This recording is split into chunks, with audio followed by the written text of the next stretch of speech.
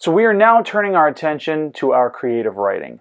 Like I said last week, we are focusing this season's creative writing tips on learning to write poetry. I have loved poetry since 7th grade when I was first introduced to Shakespeare, and eventually I learned to write my own.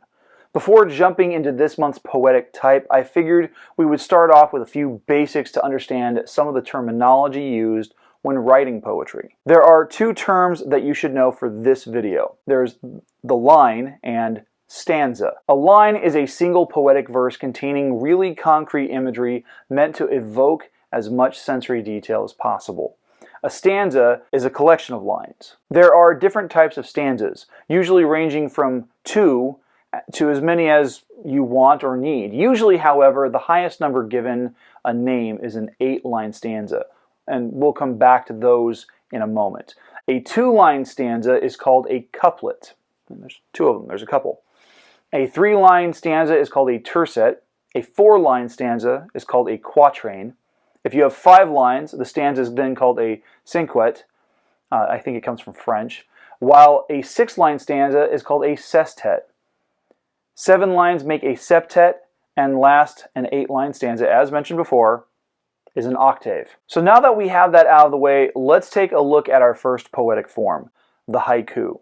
Haiku are Japanese in origin and is a portmanteau of the phrase haikai no ku, meaning light verse. The idea is that the poem is meant to be a short, pithy statement. The nature of the haiku traditionally focused on something elemental from nature, or in Japanese, kigo, which means season, or something from the spiritual realm, usually having a particular word or kireji used to cut between the two opposing ideas. Each haiku is written using 17 on, or syllables. Japanese by its nature is a syllabic language, so stressing a vowel or consonant sound changes the word completely. There's a joke in Japanese. Shujin to shujin wa oneji desu. This phrase literally translates to husband, or shujin, with the shorter u sound, and prisoner, or shujin, with the longer u sound, are the same. The joke works on multiple levels because of the perception of marriage being like a prison, and the fact that when you write the words in English, as I had on the screen, they look somewhat identical.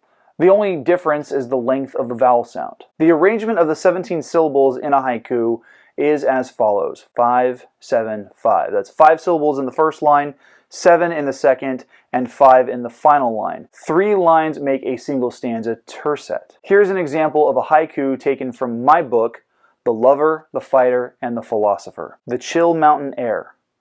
I hike the Huntington Creek. The pines prick my neck. The focus of the poem is a mountain hike through nature. Like all poetry, the descriptions are concrete and provide a strong visual image for you, the audience, offering substantial sensory detail in just a few short words. 3 lines, the syllable pattern is there, and it only uses 14 words. I really enjoy the haiku because it is a challenge for me as a writer to say more with less. While it can be difficult to condense thoughts into more concise wording, it's a great exercise in carefully selecting strong word choices. So here's this month's exercise. Pick a memory of being out in nature. Maybe it's a hike like I wrote about, or maybe it's playing on the grass as a child, or swimming in the ocean or lake.